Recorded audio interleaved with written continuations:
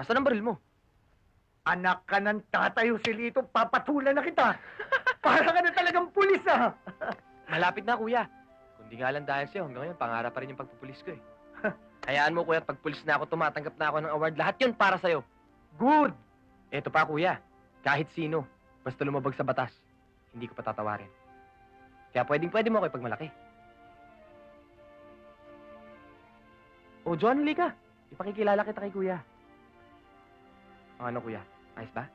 Ayos tingin mo. 9.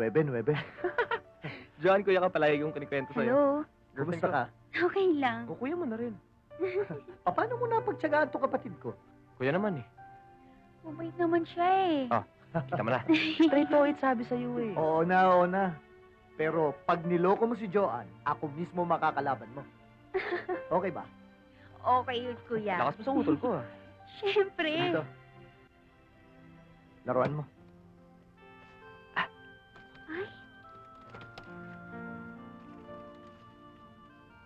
May lisensya na yan. Ang gwapo, kuya. Eksakto-eksakto sa kamay ko. Ito na gagamitin ko sa target practice para makasanayan ko. Oo. Eh, kuya, baka naman pwedeng humirit ng isa pa. Yun naman eh kung pwede lang. Kung hindi, okay lang. O, sige na. Sabihin mo kung ano yun. Baka pwedeng pagka-graduate ko sa pagka-pulis, may kotse na ako.